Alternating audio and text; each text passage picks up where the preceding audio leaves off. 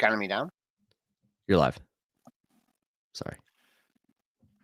Okay, today is the true start of the Santa Claus rally, right? The 5 days in between Christmas and New Year. Did we get a big discount yesterday to get ready for this rally? Markets close on Monday, short week next week. We'll talk to Triple D about that. He's a little skeptical about Santa Claus coming to town this year. We got numbers. We got PCE. And we know the numbers have been moving this market. Look what that GDP number did to the market. So we'll keep an eye on that. We have to talk APE. We have to talk AMC. There's some ARB going on. I don't know what I would do if I was an AMC shareholder. It doesn't seem like too good of a deal to me. And Musk is done selling until 2025, reveals that on Spaces. We got a special guest for you today. We're going to have a comedic look at the markets. Bill Santiago, everyone's favorite. He'll make fun of me. He'll make fun of Dennis. I don't know if he has any material on young Aaron stepping in here. But it's Friday. We're getting ready for the holidays, folks. Why don't we start this show?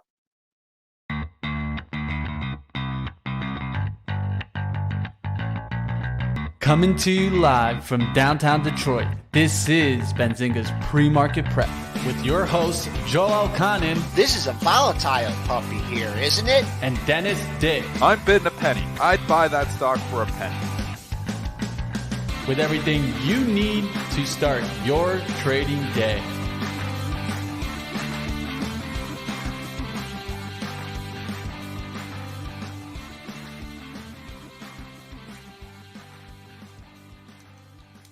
Folks, we're up 10 handles in the S&P futures at 38.59 That's some 70 handles off that late day low from yesterday. Pre-market high 38.66.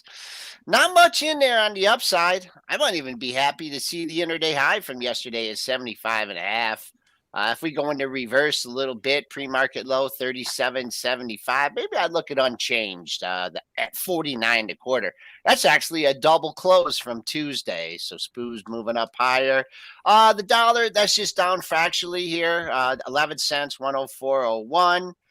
Bonds are down almost 3/4 of a point at 127.24 Crude back battling $80, up $1.82 at 79.31. Gold back above 1,800, up 990 at 1805.20. Silver, that's up more on a percentage basis, but it's running into problems at 24. That's up 31 cents at 23.93. And Bitcoin, it is $100 range, $115 to the green. It's up 16. It's at 16,850. Let me bring in Triple D and also Aaron Bree. Oh, how that kind of rhymes. Aaron filling in for Mitch, who's starting his holiday early. And how you doing, Aaron? You're out there in St. Louis. Are you like under 12 feet of snow like they predicted?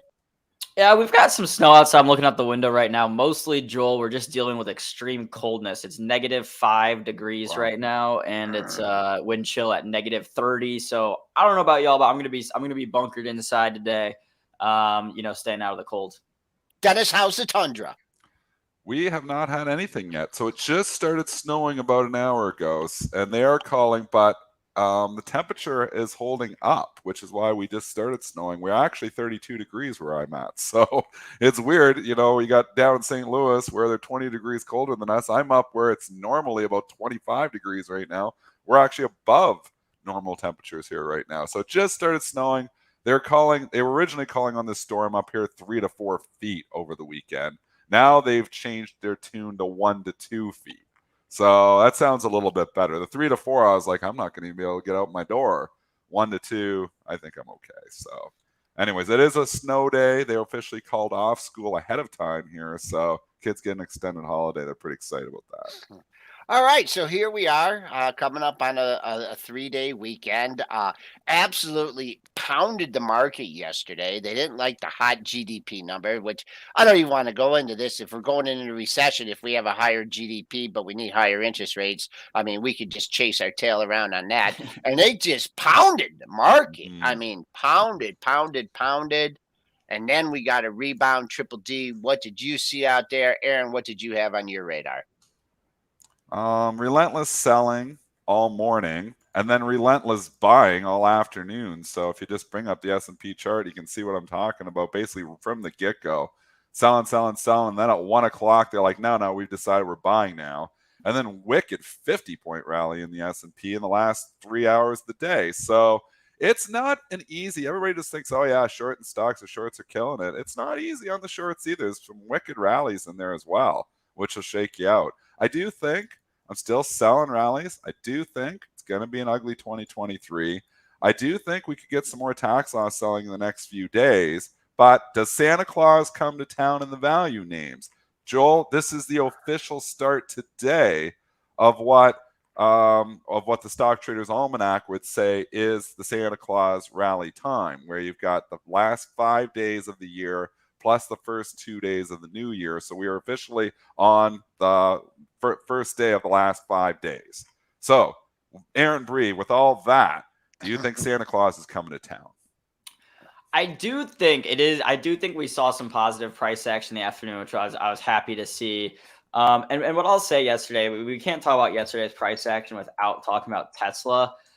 Tesla just got absolutely decimated yesterday, down about 10%. Started to come back a little bit, a tiny bit toward the end of the day when the overall market did, and then kind of got a pop after hours when Musk said he was done selling shares. But really, outside of Tesla, you still had other big stocks showing weakness. Amazon hit its lowest point since March 2019. Wow. Yeah, not great to see that. Amazon getting a small bounce today, but typically, if a stock's making new lows, it's going to continue making new lows, right? There's weakness showing there. So I'm not thrilled about the price action. I'm not feeling as much Christmas cheer this time around this year when it comes to the market.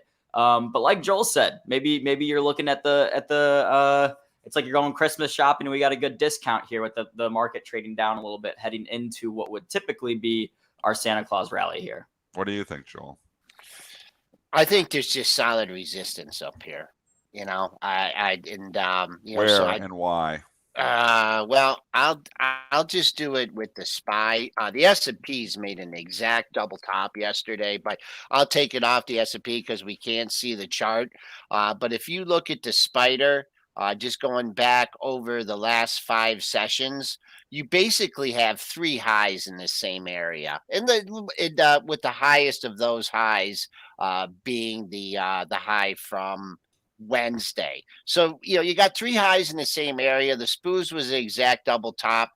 If we can get there, to me, there is some room that's 50, 60 handles, but it just feels like it's going to be like chunk, like, okay, let's take out this big offer. Okay, let's take out this big offer. It's just not going to, the PCE, of course, who knows how they're going to whip it around after that.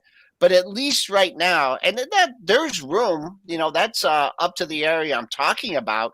That's 60 handles. And we all know that the SPOOs can move 50, 60 handles on a number. Mm-hmm. But I just look at that resistance. And until we clear that resistance, I think the path of least resistance is lower.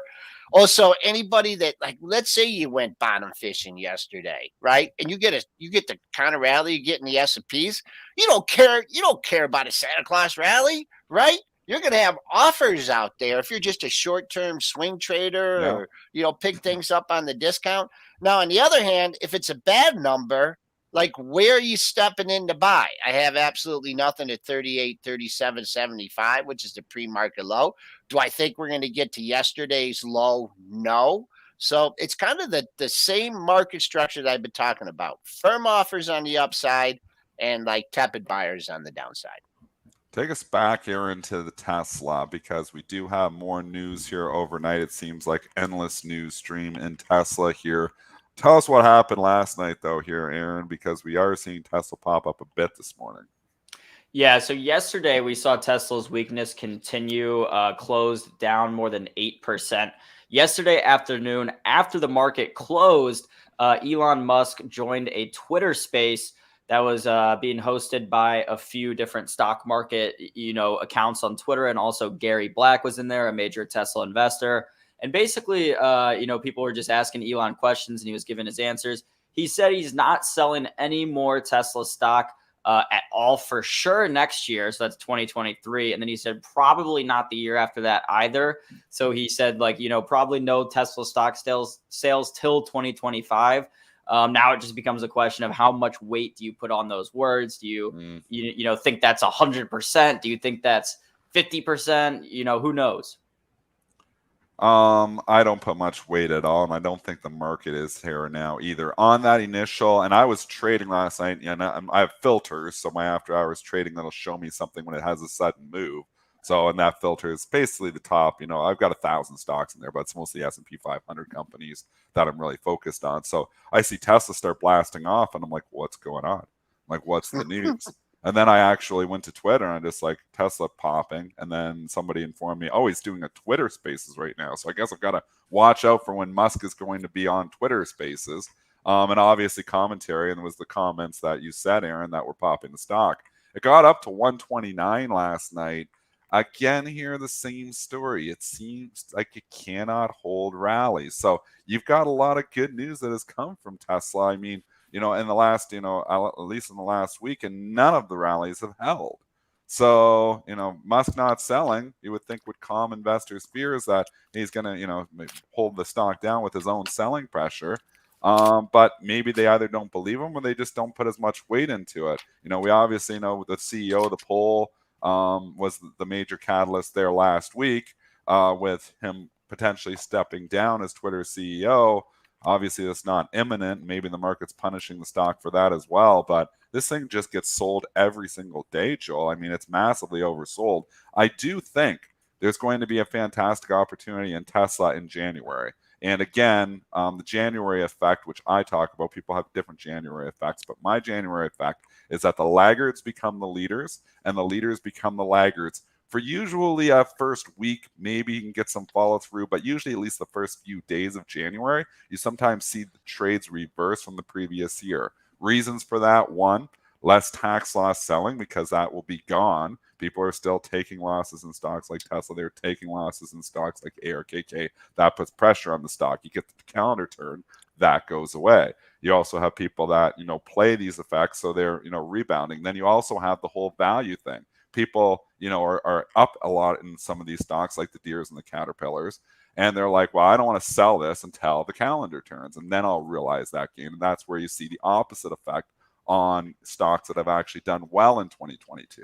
So that's a seasonality play that I've played for a number of years. It doesn't always work. Nothing works 100% of the time. But if it works 55 or 60% of the time, it's an edge. So I'll be looking for that edge, and I'll be looking to get maybe some of these beaten down tech names just for a trade come January 1st. Guess how much a percentage of Tesla is in the month of December? It's how much it's down? Yeah. I saw it on CNBC yesterday, but I probably forgot. It's like 35%, isn't it? 36%. Oh my gosh. Pretty good guess, Dennis. 36% in 1 month. Yeah, $69.35. That is just an incredible fall after, falling from where it was the previous 2 months. I mean, here's a stock that in September was $300. It loses $100 throughout September and October, goes into November, kind of stays November, kind of came in just above 200, kind of went out just below 200. So trying to stabilize a bit. And then now they really crush it here. I mean, this has just been a relentless selling stuff. I think I have a new investment plan for 2023. What is it? I'm going to get Elon Musk to buy Peloton. Ha. Yeah. And then, I don't know if that's going to materialize. Well, you know why?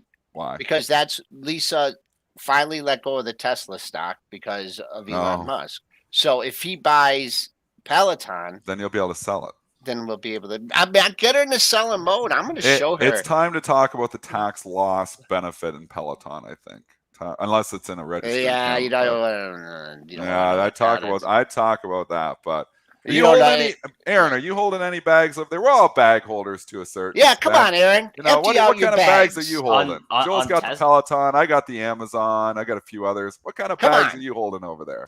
Man, well, not on Tesla. Actually, on Tesla, on the Wednesday afternoon show, because Wednesday was when the market was up like 1.5% or something, and Tesla still wasn't getting a bounce.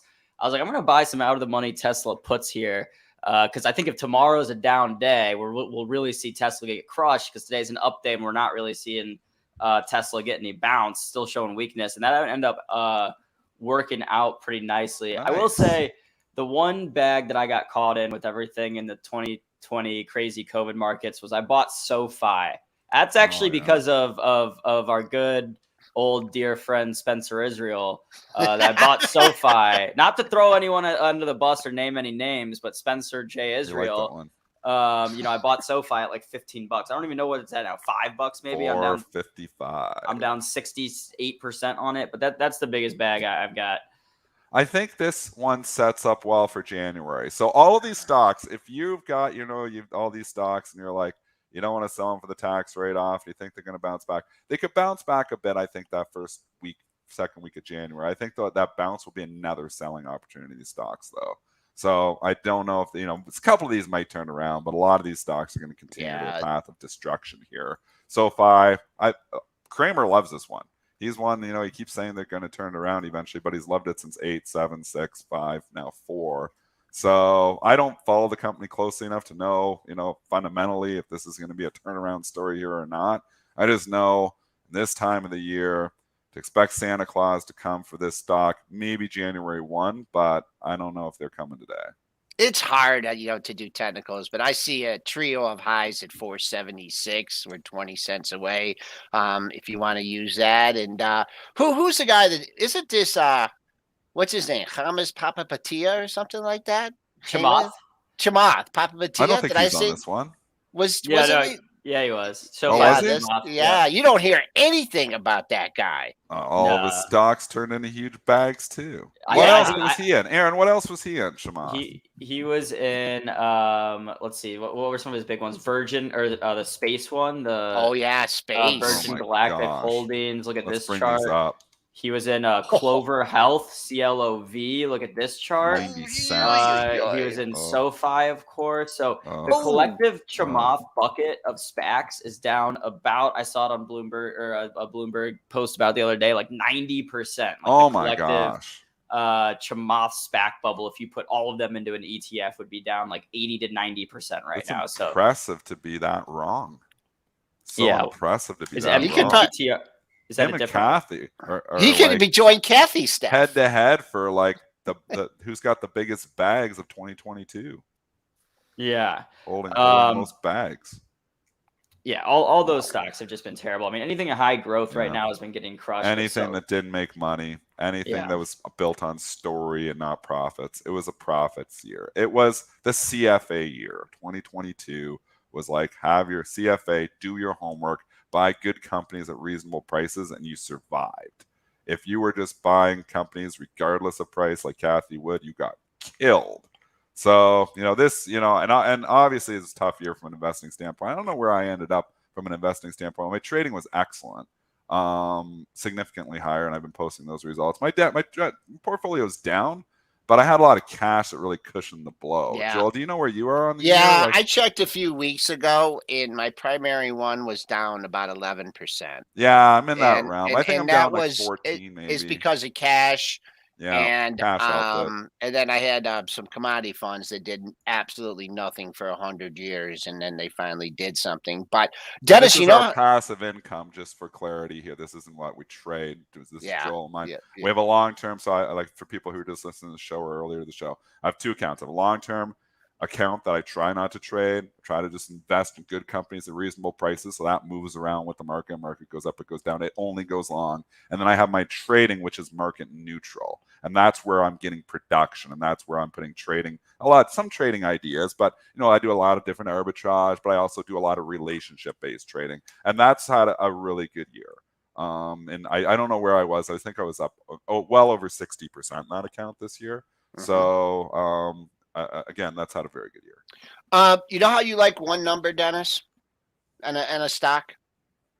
Give me a number. I got one number for you. What stock? Tesla. What do you got for me? Give me the number. 130, 150. Why? I can't tell you why. It's the secret sauce. I don't see a Yeah. high there. I don't see a low I there. I know. don't see any I reason know. for 130, just don't- 150. You've done some crazy mathematical calculation on some pivot to come up with this, haven't you? I can't reveal that. Can't reveal the source of his numbers, but Yep. 131. So if it gets above 131, it's green light go? Or I it would gets say to if I was long, I'll just give you the scenario. If Okay, I okay. was long this thing and it got up to 31.50, if I picked it up yesterday, I would be out on it. I would be out on a day trade, swing trade. The longer this thing takes to get over 130, 150 today, it's going to roll over like a pig and maybe test the low from yesterday. I have Don't you no think it's- position. No position. It's Yeah. good resistance. It's due to make a couple lows. It's still $5 away from there. So I'm just looking at it. You picked it up. Everyone's trying to pick a bottom in it.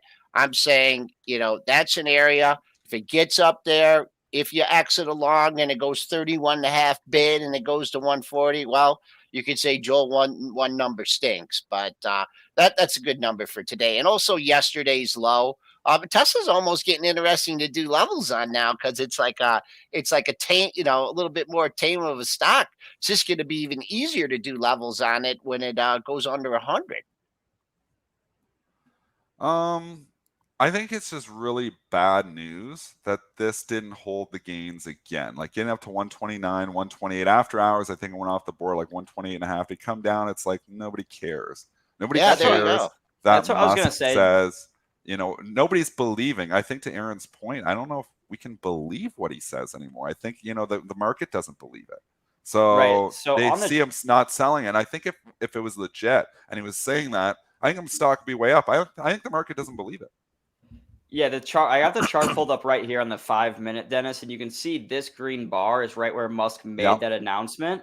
And to your point, if the market hears this and says, "Oh my God, okay, this is great. Now we have confidence that Musk isn't making any more sells for the next year," then you would see that move, in my opinion, continue. Maybe see it come up a little bit higher, maybe a little sell off, maybe some more buying. Instead, you basically just got that news pop, the pop on the news, and then straight sell off from there. That initial pop is basically our high.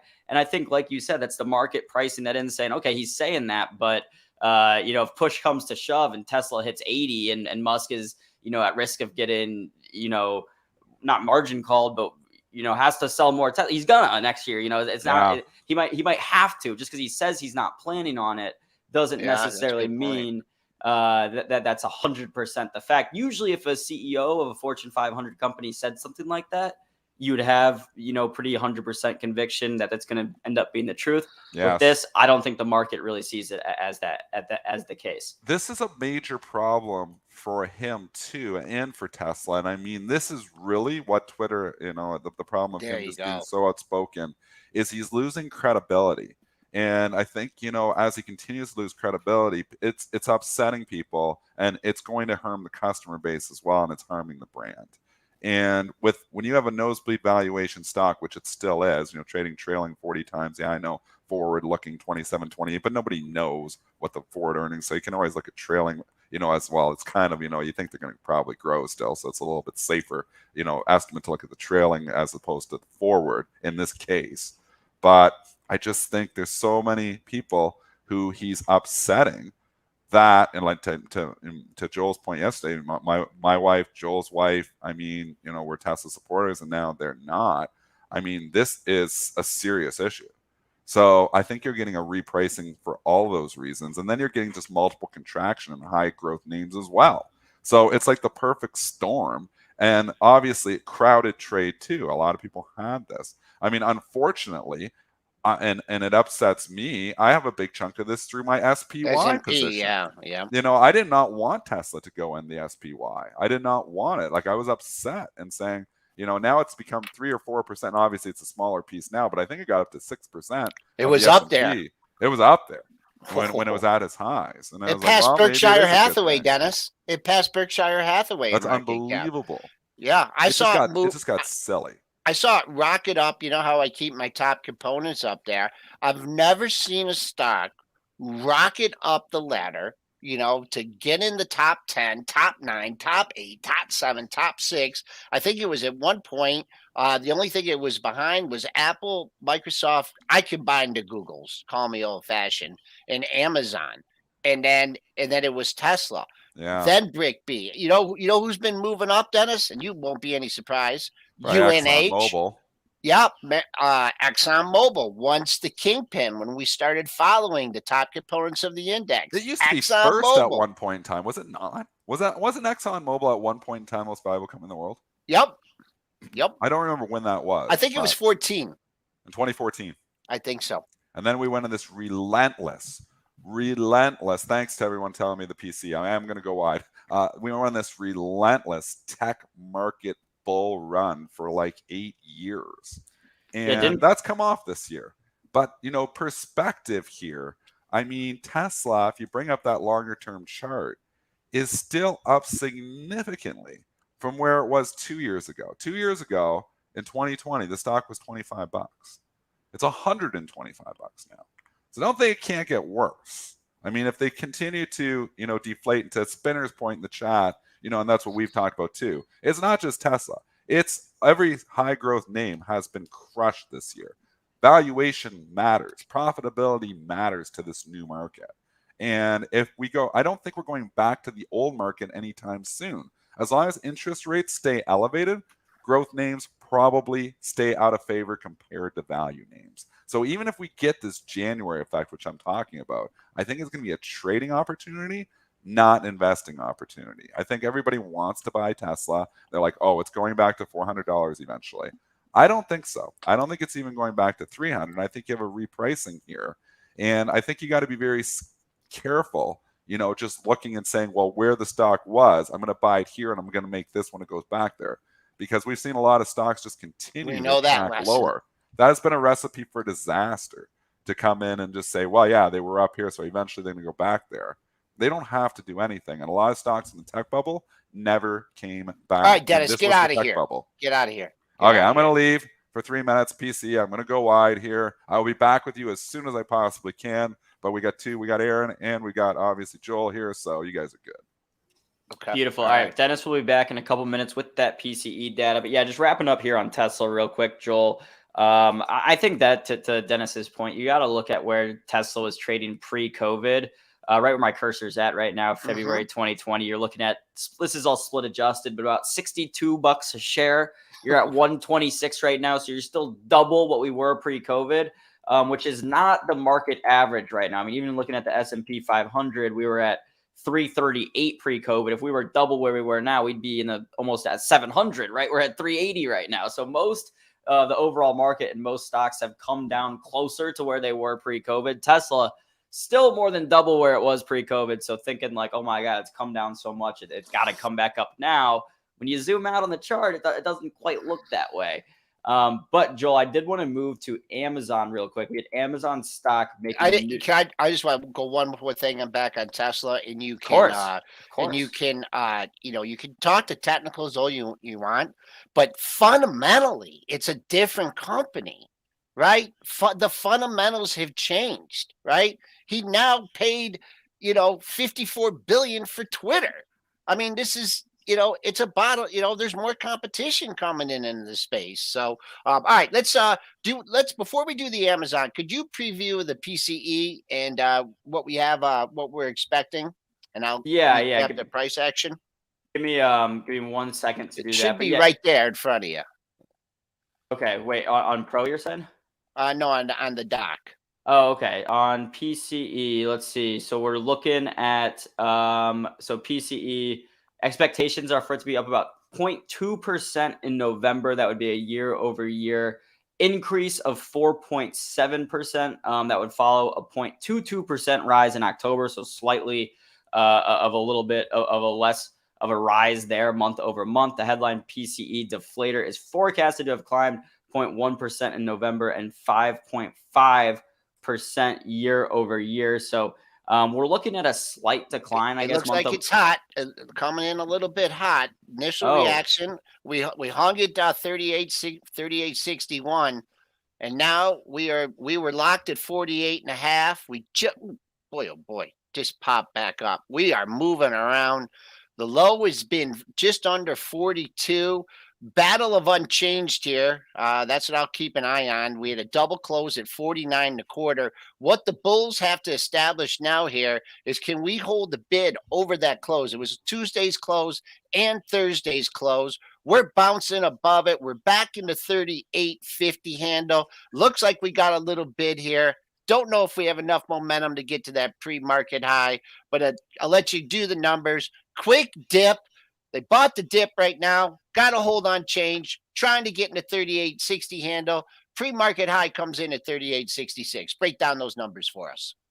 Yeah, I'd say I'm getting it pulled up right here. So U.S. core PCE price index year over year, actual 4.7%. The forecast was 4.623%. So previous was 5%. So we actually did continue to come down, but just slightly, Joel, hotter than expected. So pretty much came in line with expectations. But I think that's showing us, Joel, that the market was actually hoping for a little bit better than expected numbers, right? They weren't even expected the expected numbers. They were expecting the little bit even better. So looks like a tough reaction there from the market. You can see on the S&P 500. We're looking at the 5-minute charts here. We're now back to basically flat when we were up about 0.3% right before these numbers came out. We'll see if this price action continues into the open. At least Joel say something nice about the market this morning. It is still green pre-market. It's starting to come back, up 0.6% now, but still not good giving up those pre-market gains. It doesn't feel like the gut punch yet, no. like that the GDP, we were heading lower, right, off a double top on Wednesday and Thursday, and it was the gut punch, right? And then boom, once the liquidity came in, now it's starting to feel a little bit more like a gut punch here. Hotter than expected. Now we're coming up on the pre-market low at 37.75. So the Bulls had their chance to take it up. The Bears are trying to take it down. 37.75. Here's your we just took out that pre-market low, 36 and a quarter. So overall, it looks like the Bears are winning here with that hotter than expected number. A lot of chop here. Now we're continuing into the 38.30 handle. Let's see if we get any stocks moving off this. I see Apple. I'm going to go to some individual issues here. Apple's turning red on the session. Microsoft, Google not helping the tech. Now, I guess Tesla, this is not. Tesla just turned red too. Yeah. Yep. I guess they don't care that Elon's not done selling shares, but Apple. I was gonna, before we start talking about PCE, I was gonna mention Amazon made new. Really not much to say about it other than the fact that Amazon made new 3-year lows yesterday, lowest since March 2019. Look at this chart, Joel. It's just a very clear as day kind of, some nice. At least it's symmetrical, but you can kind of see that rolling over, hidden back here to where you have a lot of support. But I'd get really nervous as we start approaching or taking out essentially these COVID lows right here. You're talking about Amazon stock getting to its lowest point since its COVID lows of March 2020 right here. I don't know, Joel. How are you feeling about Amazon? I never really. At one point, I was really bullish this stock ahead of the split, and I was thinking of going into it pretty heavy, and I just pulled back, and then the split. I did not like the split reaction. I just think what you had. I think you just got a total repricing of not only stocks, and I've said this before, the entire markets. We went through something in 2020, okay, that hopefully we'll never experience a long time, for a long time.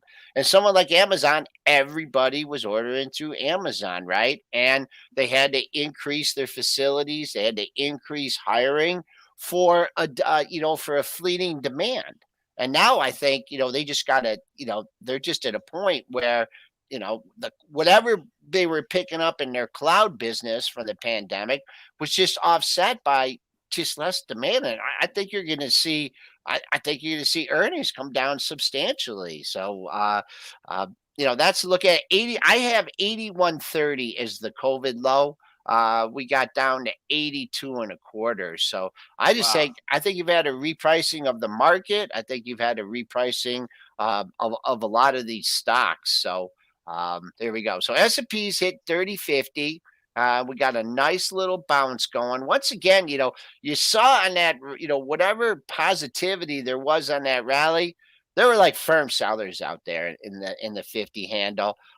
Still the battle of control for me. I can't turn positive on this index until we get above the close, the double close at 39 and a quarter, and we're about 10 handles away from it. So tough trading through there. I think Triple D is going to be pretty busy.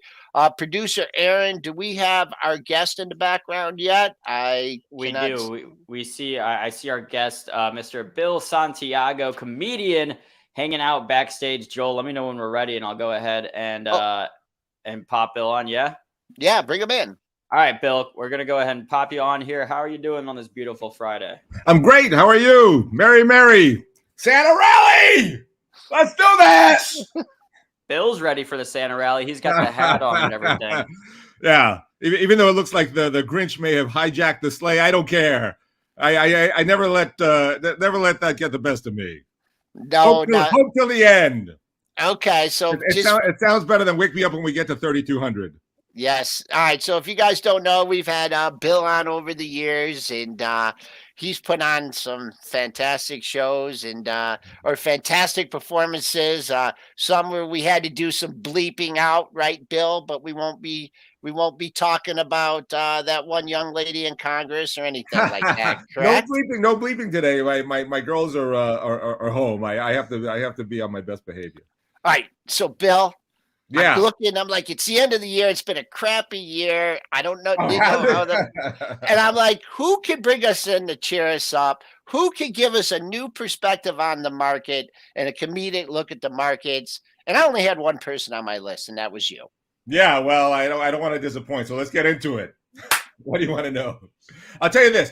The good thing about being wiped out in 2022 is that I don't have to worry about losing any more money. It's very liberating.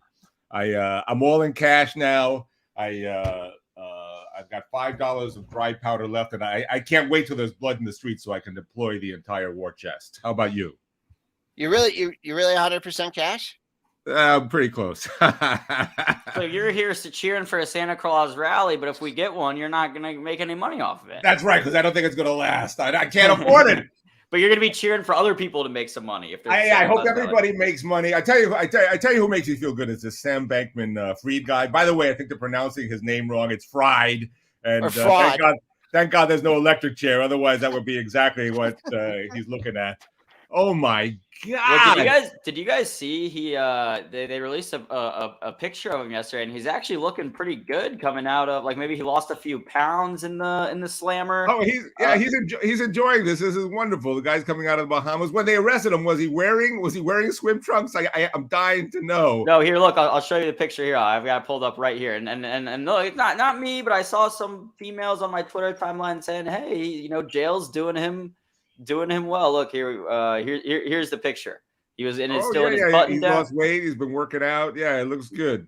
Yeah, he's kind of got that evil, mysterious glow to him now. His real side is coming out. Yeah, exactly. His benevolent billionaire facade that he's been fooling the entire world with. His effective altruism. Oh my God, I was watching this like mini doc on him, and it just got worse and worse and worse. This guys like Theranos, and Enron and Madoff. All put together, and his family's in on it, and there's politicians that are going to go down with him. I mean, this is just beginning, but I like it though. It makes me feel better because, like, I may have been wiped out, I may have lost everything, but I'm still better off than this guy. You know what I mean? It's all about perspective in 2022. What's your perspective on crypto? Oh, crypto is still my favorite digital decentralized peer-to-peer scam. You can't beat it. This is never been anything like it. I'm very bullish on crypto. How about you? Wait, Joel, go ahead. We're ripping here. I was just gonna. That's why I was gonna stop you guys. I was gonna say, like, hey, I'm down to keep talking about crypto, but we do gotta mention the S&P 500. As much as the Bears were in charge 5 minutes ago, the Bulls have now taken control. I'm gonna pull up my Benzinga Pro. And we'll take a look at this chart. But Joel, what are you seeing? We just we went down and made a low, intermediate low at 38.30, and now we're coming back up to challenge the pre-market high, which is 38.66. it could be one of those days where you go up, you press the high, you make a new high by a little bit, and then you come down and start to consolidate. That close turned to be a good number, except it just blew right through it. So back to our guest, Bill. What about? So wait. You're saying the Bulls are in control again? The rally's on? Well, we don't know yet. We don't know yet. It's so choppy, man. It is. How do you guys handle it? I mean, I can't take it. You're up, you're down, you're winning, you're losing. The margin, the calls, the losses, and it's not just. I can't. Don't look, Bill. Don't look. I tried not looking, and then when I looked, I had a heart attack. You gotta. That's why I guess cash. I can sleep with cash. Not much left, but I can sleep. I mean, even like, trying to like wrap your head around everything that's going on with the inflation and the Fed and just making it all right. I've been sorting through it. Let me bounce this off you, and you tell me if I finally got this straight. Are you ready, Joel? All right, let me get my thinking cap on. Okay. All right. So inflation got out of control because of all the stimulus money given out during the pandemic because everybody was unemployed, right? Correct. Okay. Now that everyone has a job again, the Fed wants to fire everybody to fight inflation. So they're raising interest rates until they cause enough mass layoffs to put us into a post-pandemic recession now that the economy is going again, because the only way to beat runaway inflation is to cause runaway unemployment, which would make prices affordable again, except that everyone is out of work. Do I got it? I mean, you should be on the Federal Reserve Board. I just want to see if I finally understand. Because meanwhile, every time there's great economic news, it's actually terrible because the better the economy is going, the more the Fed wants to kill it. So who's on first, Joe? Jerome Powell. Jerome Powell is always the answer. Yeah, he's in charge. I mean, when he speaks, the market listens. But what do you see out there, for inflation? I mean, you have your youngsters. I don't know if you've been doing some shows on the road or whatever, but are you seeing the direct impact on inflation on your everyday spending? Well, I don't know. A dozen eggs, $100. I think that's a little inflationary. We don't need eggs anymore. It's cheaper to buy 10 chickens than the eggs. It's unbelievable. Okay, S&Ps are coming up on the highs of the pre-market session. So, what do you got planned for 2023? Since you're probably not going to be investing in the market or following the markets a lot, you got. I'm growing avocados. You're growing avocados. Yeah, I think that just it relieves my stress. I don't have to worry about PCE numbers. I don't have to worry about employment numbers. I could care less what the final Fed rate is. The avocado. I just want to see some sprouts under those seeds, and I'm fine. Hey, is it me or am I noticing a trend in Tesla? Has anyone else noticed that? What kind of trend are you noticing? Like a nice pattern? I don't know how to put it into words. What's the reverse of to the moon? I think that's what's happening. I just don't understand. Where's all those look out below T-shirts? You would think they would be in high demand during the opposite of to the moon would be, remember when you were a kid, Bill, and you would try to dig a hole to China? That's where Tesla stock has been going. China! Oh, that's so ironic. Yeah. Exactly. It is ironic, right? That Elon and Elon likes to dig holes too anyway. He's got boring company straight to China. That's where China. That's the opposite of. I'll tell you what the beautiful thing is. No matter when you sold Tesla stock this year, the next day you can always go, wow, thank God I got out yesterday. The chart looks like the EKG of a Kevorkian patient. It's breaking support levels like a brick through shaving cream. I can't look anymore. I don't know if too many people know who Dr. Jack is or was. I don't know if he passed away. I'm not here to educate people. I'm here to get the words out. Okay, you can send them the link so they can look it up. Hey, Chaikin said that Tesla's going to 50. What do you think? Is that right on board? Is it a little exaggerated or not harsh enough? 50. Jake can make some calls. We're gonna bring Triple D back in here right now. So he wants to say hi to you. I had to come back for Bill. So Bill, the number's crazy, but money can wait because we got Bill Santiago here, and I have. Oh, Dennis, it's good to hear you. I'm gonna Santa Bill too. I like the hat. Hey, you got to keep the cheer up when things are in flames. Hey, I'm going to start doing like you now. From now on, at the end of the day, every day I'm in cash. I'm in cash. I don't care. 10 That's what you cents. should I'm in do. cash. Yeah. I can sleep because I know I've got that. I heard you got $5.50 to go though, so get that $5.50 ready because That's January 1's coming. That's my dry powder. I'm ready to go. You're ready, going all in. Did you? I went all. By the way, how could you get in on FTX? How did I miss that? I got it. I got screwed by every other scam out there this year. How did I miss? You could probably FTX? buy the dip on that thing. No, you can buy the FTX token right now, Bill. Yeah, you could. I can get in on it. Not investment advice. Not investment advice. It's FTT. I love. Yeah. Have you heard?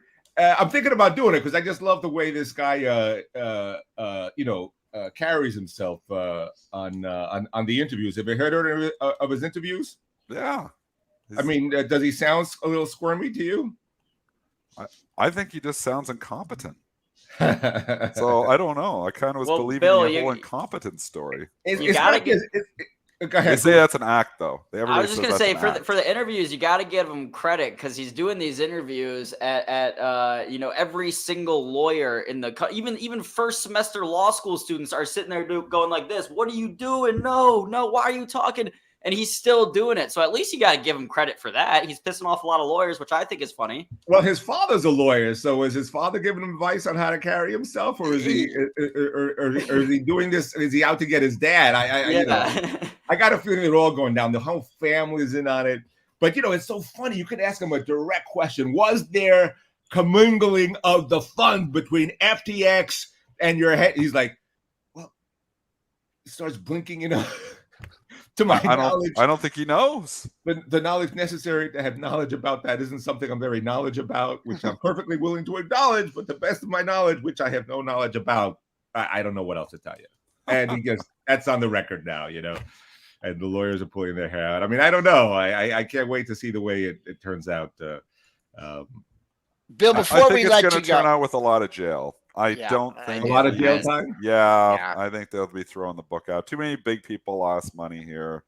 I honestly think he'll be in jail for the rest of his life. Larry David was in on it. I mean, everybody. Larry David was in on it too. He was. Well, he did a Super Bowl commercial. He did a Super Bowl commercial. There's been a lot of people that have done ads for companies that have been a little project. Yep. I knew Brady. I didn't know Larry David was in there too. I got to follow his story closer. Yeah, I'm telling you. And not only that, the whole him and his team in the Bahamas, they were all these it was like just this like polyamorous cult. I think there's another level of this that will come to light. They were all high on amphetamines during this whole thing. No one knew what they were doing, and everybody was buying into it. Politicians, he was funneling money to the Ukraine. There were a couple of pictures of him and Bill Clinton. That's good for credibility. And the whole thing was in the Bahamas. I mean, the Bahamas not exactly known for financial transparency and ethics. I mean, what could go wrong? It's amazing that it got this far. Hey, Bill, before we let you go, you always come on and you always have like a good thing to make fun of me or Dennis about. We know you listen to, you're on the move, you're taking the kids to school, you're traveling, you're booked across the country, and I know you catch different episodes. Did you have a favorite Dennis moment or favorite Joel moment of the year? You're always good at making fun of us. Oh my God, you caught me short. I mean, I don't know. Dennis, do you have enough? Do you have enough cough medicine for the kids? Because it's cough medicine for me. I'm long COVID. The one thing that I've been successfully long is COVID. I've had it basically for 3 months. The COVID cough has never gone away. So slowly getting better, but it's slow. Are you positive or negative now? I don't know. Who tests? Does anybody test anymore? Oh, I still test. I'm testing all the time. I got tests every time. I didn't know anybody tested anymore. Yeah, every time the kids, you got to test. Otherwise, you can't send them back to school. Yeah, I'm testing. When you come into the Motor City, if you don't have anything to make fun of me about, when you come into the Motor City? Sometime in if we're still here in 2023, I'll be there. How's that? I'm like Elon Musk. 2023, everything will be great. I promise not to sell any more Tesla stock. You don't have any to sell. Okay, Bill. All right, you're letting me off easy today. Next time I'll get you. Young Aaron Bree filling in. Well, Spencer left us filling in for Money Mitch. Bill, it's always great to see you. A little bit of holiday cheer. Go out Well, and I get hope everybody has a better year next year. We'll see. But wake me up when we get to 3,200. That's what Get I'm that going to $5.50 ready. Oh, I'm ready. I think by then I can make it 6. All right, Bill Santiago joining pre-market prep. All right, Triple D. There is a lot of chop in there. You chop, a drop, a chop, back high. You know was there what? The anything in there? PCE was almost, kind of, and just, obviously we're trading. We had Bill on there, so maybe you should just say the numbers here again, Aaron, if you have them in front of you, and then we can talk about it. But the PCE kind of came right around where you think. Mm-hmm. Do you have the numbers? Let me go ahead and get those pulled up. Give me 2 seconds here. But yeah, I read them earlier. It was slightly all right. So the PCE rose 5.5% in November from a year earlier, a 0.1% increase from October. So in October, prices rose 6.1% annually, 5.5% in November. So it's a 0.6% decrease there month over month. Core PCE, which excludes the volatile food and energy categories, was up 4.7% annually and 0.2% on a monthly basis, which was essentially in line with expectations, Dennis. I'm Go just ahead. going to say that I think the PCE was almost a non-event here, Joel. What it hit the market was the durable goods. And, this just kind of going under the radar. People were talking about the PCE. I'm not sure, but I'm looking at durable goods minus 2.1% versus expected minus 1%. And I'm saying, man, that sounds like trouble. That sounds like that number is not good. That sounds like thinking about recession here. Mm-hmm. So I think the market actually hit it on the durable goods, saying, holy crap, that's a bad number. And then they're like, oh yeah, but if that's a bad number, maybe that's good because the Fed will maybe, back off a little bit here. But then the market, I think in the end here, is going to think, holy, maybe we really are going to go into recession. That's a number that starts getting you thinking more about the recession in 2023. And I think that's not good for stocks. And this is what I've been predicting, obviously, on the show for a long time. But on the flip side of that, Dennis, is that if the GDP number sends us down that much, then shouldn't a negative durable goods number send us up? I think we're past it now, because I think with the Powell conference, and just one sec as I get picked off on stuff, I think with what we saw, obviously with the Powell, I got these cancel orders again because we're going flat here now. I think it's changed its tune. I think this market is thinking that the Fed may not back down as quickly as you'd like. So you think, oh yeah, I think if we were take it back a month ago, oh, durable goods, this is good because Powell's going to start talking a little more dovish. But he didn't talk dovish after the last CPI number. So this ain't going to make him get dovish. This is telling us, we're probably, looking at a potential recession here. And I'm not sure the Fed's going to bail us out.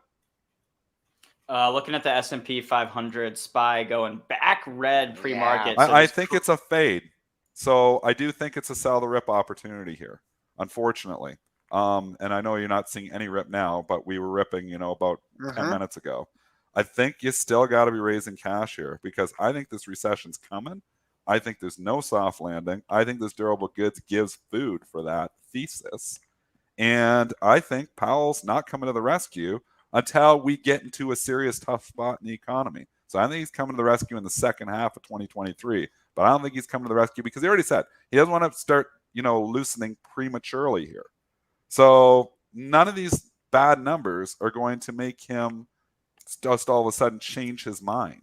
So bad numbers are now just bad numbers. So we could go back to normal and think about this. If we got this durable goods number 2 years ago, you'd be like, oh crap, the market's getting killed on it. So the market the algos don't really know what to do here. It's not a good number, but then they're like, yeah, but that's a good thing. That's not a good number. I know we're getting so that's why you're getting the chop. The algos are confused on what to do with this. I think in the end, we're going to go back to normalized markets where bad news is bad news.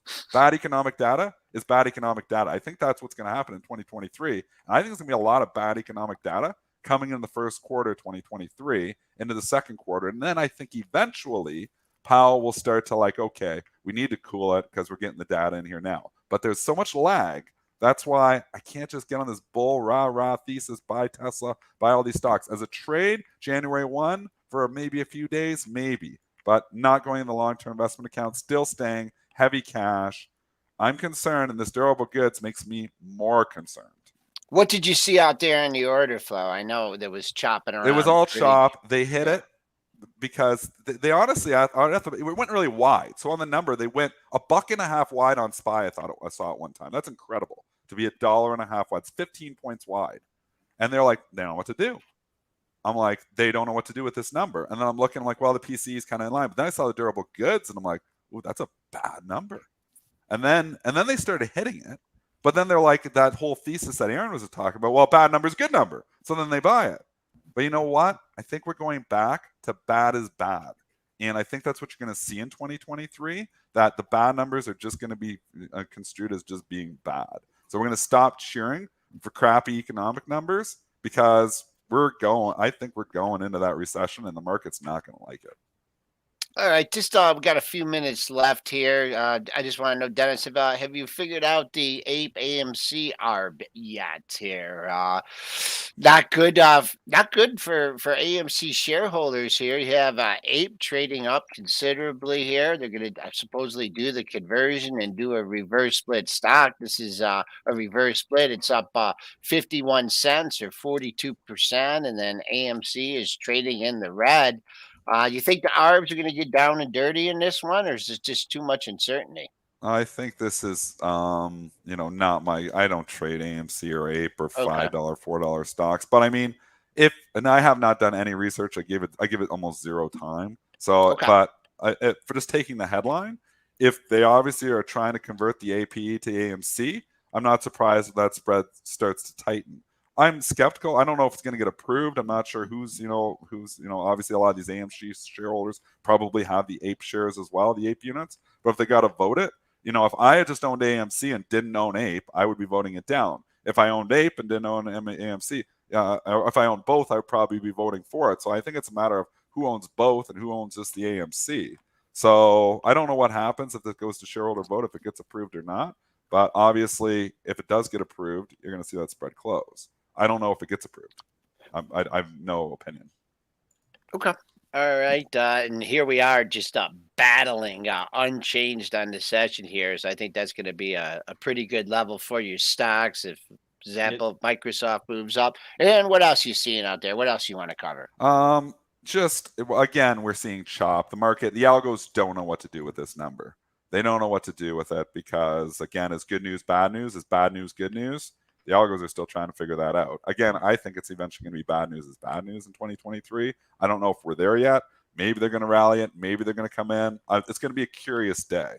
But if they actually hit this today, then you're starting to get to this market that bad news is bad news. So it's going to be interesting. Aaron, what are your thoughts here today?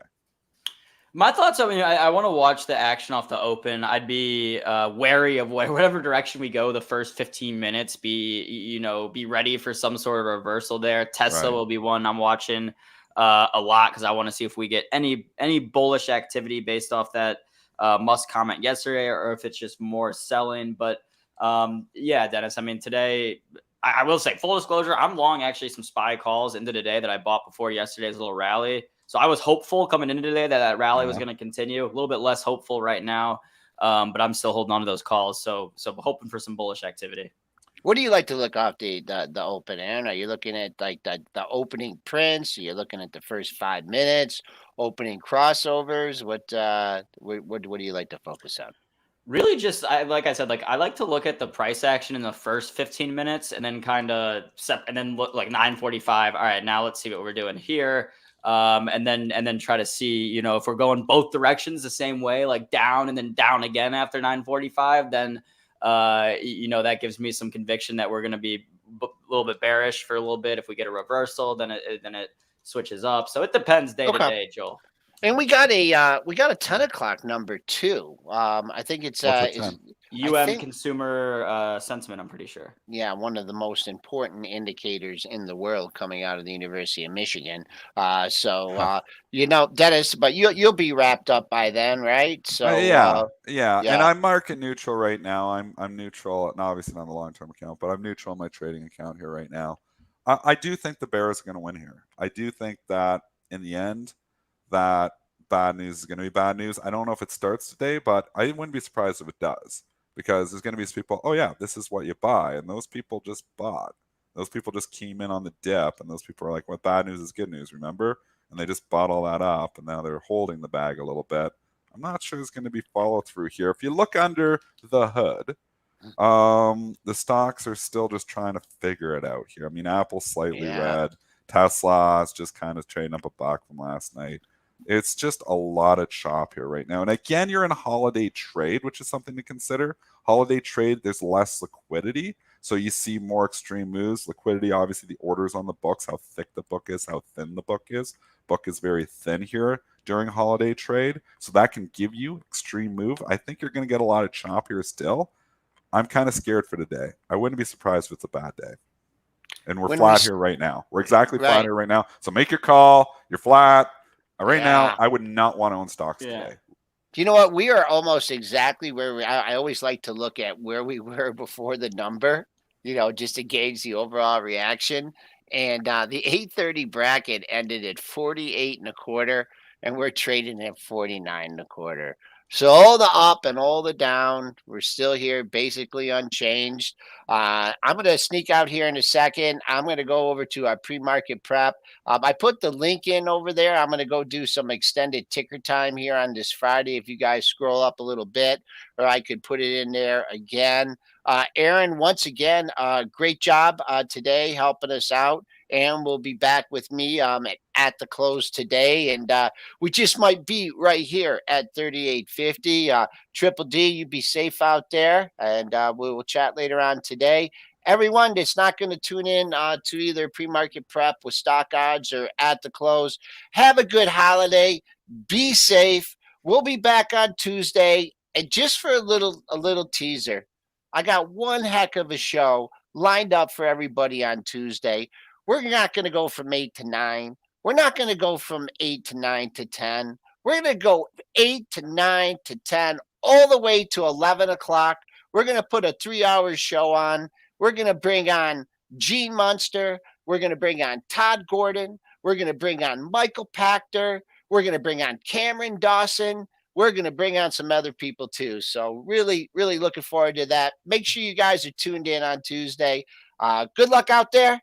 And go get them. Beautiful. We'll be back for At the Close. Till then, stay green. Smash the like if you have not already. Peace and love, y'all.